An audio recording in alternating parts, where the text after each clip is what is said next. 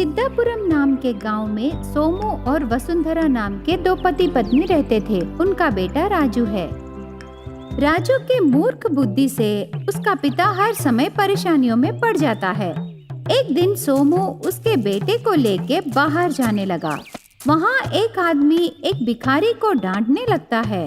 हम क्यों तुझे दान दे? मेरी मेहनत की कमाई बस तुझे यूं ही दे दो? जा जा, तुझे देने के लिए मेरे पास कुछ नहीं है।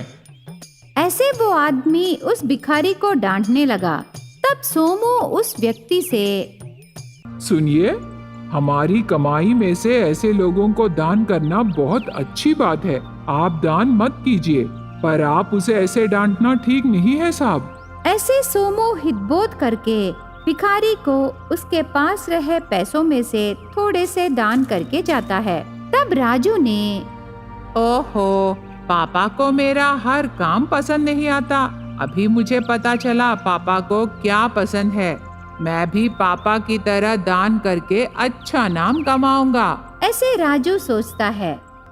उसके बाद राजू घर जाने के बाद कबोर्ड में रहे पूरे पैसे लेकर बाहर नजर आए हर एक भिखारी को दान करके जाने लगा। घर में रहे पूरे पैसे रास्ते में रहे हर एक भिखारी को दान करता गया। सोमू को पैसों की जरूरत रहने पर घर में कबोर्ड में रहे पैसों के लिए देखने पर उसे 1 रुपया भी दिखाई नहीं देता।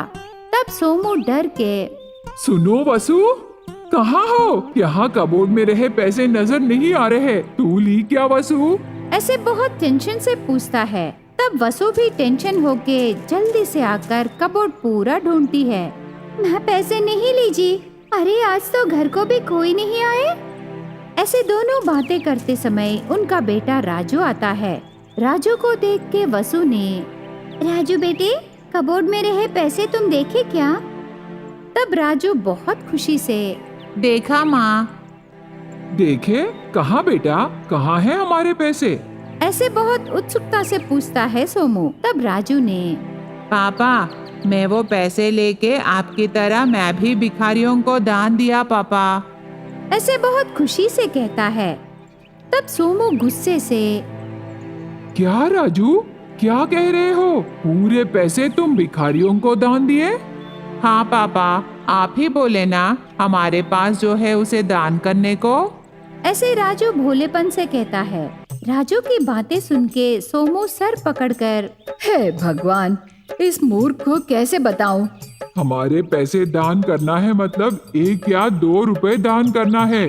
ये नहीं हमारे पूरे पैसे दान करो। ऐसे करने से हम भिखारी बन जाएंगे राजू। ऐसे डांटता है सोमू। तब राजू मन में, अभी मेरे काम में क्या गलत है? पापा क्यों डांट रहे हैं?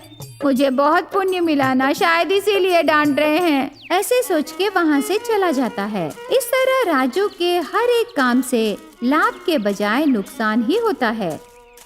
एक दिन राजू को उसका पिता उनके आम के बगीचे को ले जाकर, राजू, मैं जल्दी से आ जाऊंगा। तू यहीं रह के पके हुए आम कहाँ कहाँ है देखना।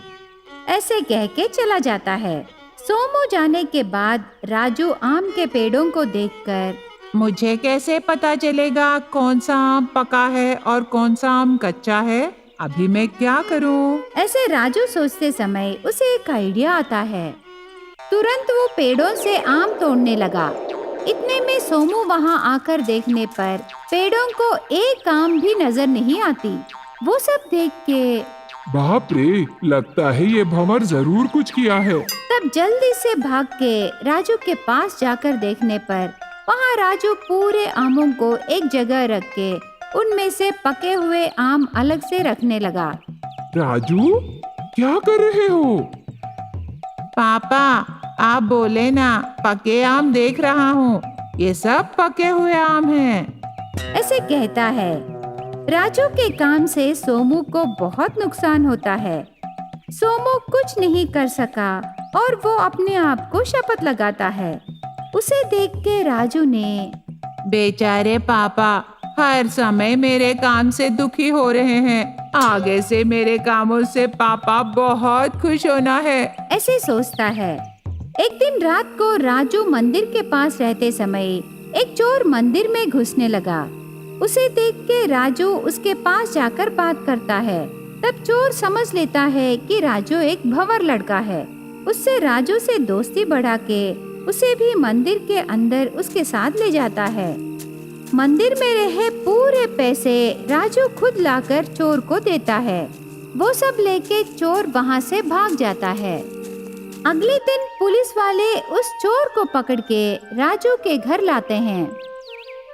राजू, तेरी वजह से ही हम इस चोर को पकड़ सके। कल तुम इस चोर को असली सोना नहीं, नकली सोना दिए। इस चोर को पकड़ के पूछने पर पूरा विषय पता चला। सच में तुम बहुत महान काम किए राजू। ऐसे तारीफ करते हैं पुलिस वाले। ये सब देख के सोमू बहुत खुश होता है। बंडारुपल्ली गांव में सोमराज नाम का एक व्यक्ति था। वो बहुत गरीब था। हर रोज वो जमींदारों के घर काम करके उनके घर खाना खा के पेट भरता था। सोमराजू के दादा परदादा उसी गांव में जमींदार थे, पर समय बीतने पर उनकी संपत्ति कम होके गरीब हो जाते हैं। लेकिन सोमराज की इच्छा फिर से उसका परिवार जमींदार बने। इसके लिए वो दिन रात मेहनत करने लगा, पर कितना मेहनत करने पर भी उसे सिर्फ कूली के पैसे ही मिलते थे। एक दिन सोमराज ऐसे सोचने लगा, ऐसे ही रहा तो मैं कब कमाऊंगा और जमींदार कब बनूंगा। हे भगवान, मुझे कोई रास्ता दिखाओ ना। ऐसे हर रोज भगवान से प्रार्थना करता था सोमराज।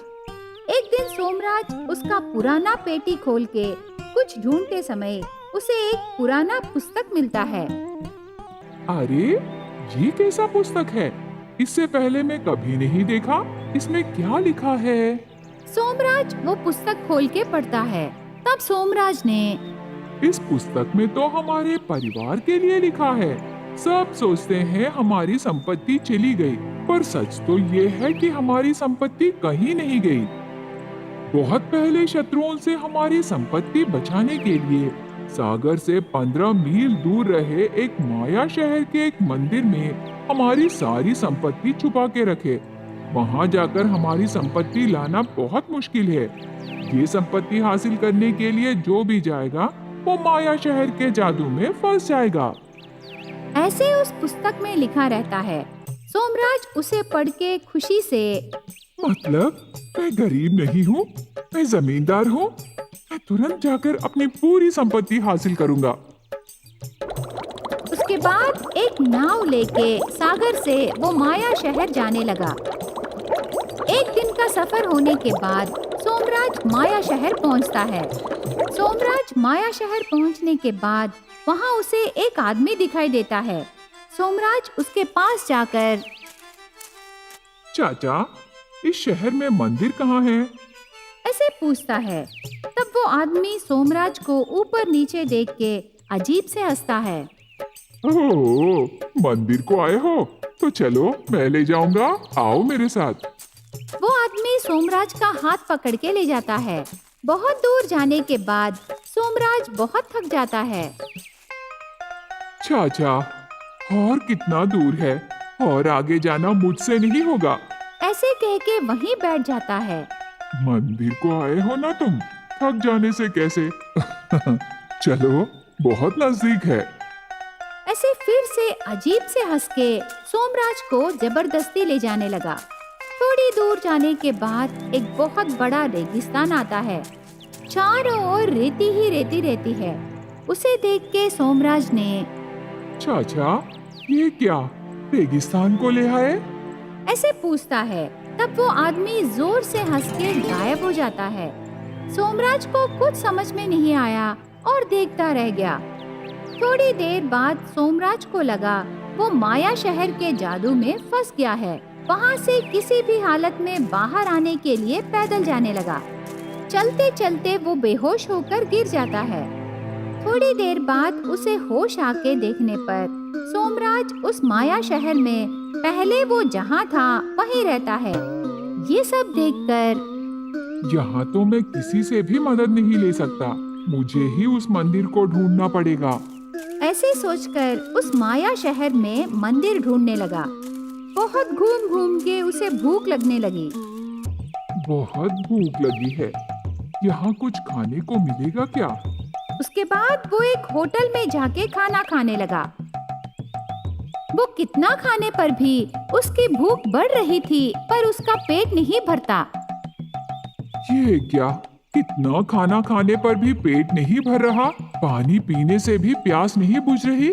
ऐसे रहने से मैं यही मर जाऊंगा। किसी भी हालत में ये माया शहर से बच के मेरे दादा छुपाए संपत्ति को ले जाना है। सोमराज फिर से भूख से बेहोश हो जाता है। उसे होश आके देखने पर वो फिर से पहली जगह पर ही रहता है। तब सोमराज उसके दादाजी लिखे पुस्तक फिर से पढ़ने लगा। उस पुस्तक में माया शहर के जादू से कैसे बच निकलना है पूरा लिखा रहता है। जैसे उस पुस्तक में लिखा रहता है वैसे ही सोमराज जादू से बचने लगा। आखिर में उस पुस्तक में सूरज की पहली किरणें जिस पहाड़ पर पड़ते हैं वही संपत्ति का रास्ता है करके लिखा रहता है। सोमराज उसी तरह सूरज की किरणें पड़ रहे पहाड़ के पास जाकर अंदर घुसता है। वहाँ एक सुंदर सी लड़की सोमराज को देखकर उसके पास आती है। सोमराज उस सुंदर सी लड़की के जादू में फंस के उससे बात करते करते अपना काम भूल जाता है। वो लड़की सोमराज से बहुत प्यारी प्यारी बातें करके उसे सुला देती है। सोमराज की नींद खुल के देखने पर फिर से वो पहली जगह पर ही रहता है। वो सुंदर लड़की भी एक जादू है, मुझे यकीन नहीं हो रहा। लगता है इस माया शहर में हर एक चीज जादू है। इस बार मैं किसी का यकीन नहीं करूंगा, किसी भी हालत में मैं अपनी संपत्ति को हासिल करूंगा। ऐसे सोचकर वो पहाड़ के अंदर जाता है। सोमराज को एक मंदिर दिखाई देता है। वहाँ शिवलिंग के पीछे उसके परदादों की संपत्ति देखकर आश्चर्य हो जाता है। वो लगभग 3-4 नावों भरी संपत्ति है। वो पूरा संपत्ति ले जाकर सोमराज बहुत बड़ा घर बना के उसके जैसे मेहनती लोगों की मदद करता है।